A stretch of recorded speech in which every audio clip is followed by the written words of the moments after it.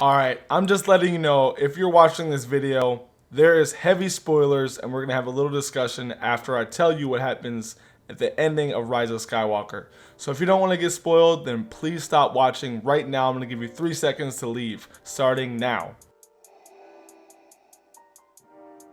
Now that everyone who doesn't want to be spoiled is gone, we're going to get straight into it. So I got spoiled on Twitter and I needed to find out if it was true. So I went on Reddit and I stumbled upon this clip. Someone actually recorded the scene we're going to discuss at the movie theater on their phone and uploaded it to Reddit. So you guys can check that out. It's going to be in the description. Now we're going to discuss that scene and I'm going to give you my own opinion and some analysis on it. So in this scene, Rey is unconscious. Palpatine is kind of whooping her and a bunch of Jedi, presumably as Force ghosts, they don't actually show them, you just hear voice clips, talk to her and lend her some power in the process so she can rise up and finally bring balance to the Force and defeat Palpatine.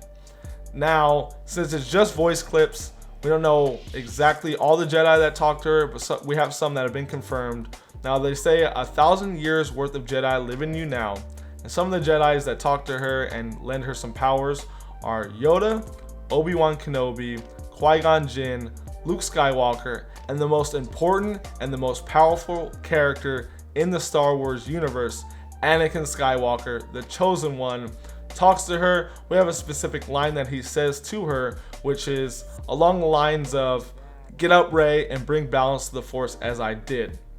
Now, I don't think that's the exact quote word for word, but "bring balance to the Force as I did" is a word for word quote that he says. And they don't go super in depth to exactly what powers are lent to her, but what I'm going to assume is they all give her words of encouragement and they lend her some power. Now, Anakin is the Chosen One and the strongest character in the Star Wars universe, so I'm assuming most of the power she gets comes from Anakin, and that's why that's how she defeats Palpatine, because Anakin is the Chosen One. He's going to be the one to bring balance to the Force, and him and Rey together do it along with all the other Jedi. Now, that's pretty much the scene that we see for the most part. You don't actually see Rey defeating Palpatine, but it's pretty obvious that's what happens. Now, I'm going to discuss how I feel about it and just a little bit of a healthy discussion moving forward.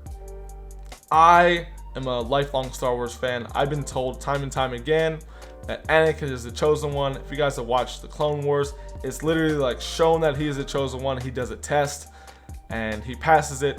George Lucas has said he's the Chosen One, and the story of Star Wars is a story of Anakin Skywalker, and that's what I've been told.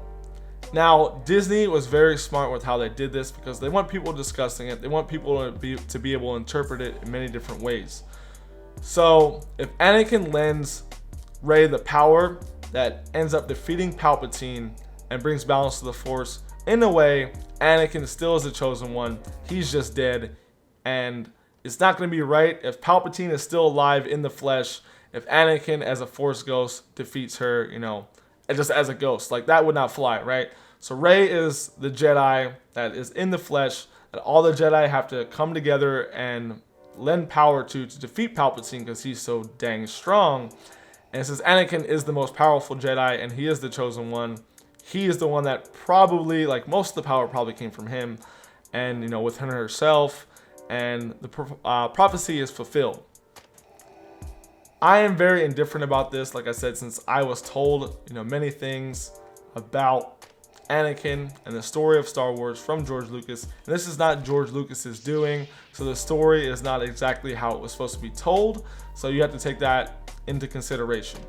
So I think in a way though, Anakin is still the Chosen One and he still brings balance to the Force. And obviously they continued it on and Palpatine wasn't dead, at least in this version of Star Wars.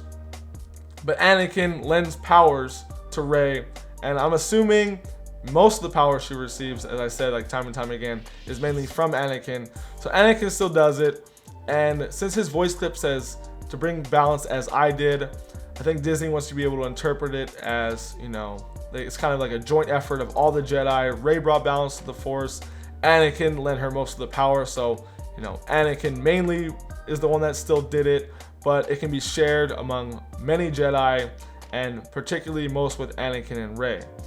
So I want to know what you guys think about this. Like I said, when I first heard it, I was super upset. And after thinking about it, I'm still not the happiest with it, and I think it could still have been done better. But I think with the story that Rian Johnson gave J.J. Abrams and just everything that happened with this sequel trilogy, I think it was done in the best way to appease the new fans, the fans of the original, George Lucas story, episodes 1 through 6. And it's in a way, at least at this very moment, that I can accept, but I'm still not the happiest about it. So tell me what you guys think about it. I'm still gonna go see the movie. This is pretty much all I know about it, and obviously it's probably the biggest part of it, but I still don't know who Rey's parents are. I still don't know a lot about the story, and I'm still excited to see the movie. I'm just really upset that this part of the movie got spoiled to me on Twitter, and I had to go find it out for myself, and at least I got a peace of mind that it's true, and I got to think about it and reflect on it. So my initial reaction, at least when I'm in the movie theater, is not going to be to hate this movie, because I've actually had time to think about it. So I'm actually somewhat happy it turned out the way it did, but hope you guys enjoyed the movie still, and let me know what you guys think in the comments below. And as always, may the force be with you.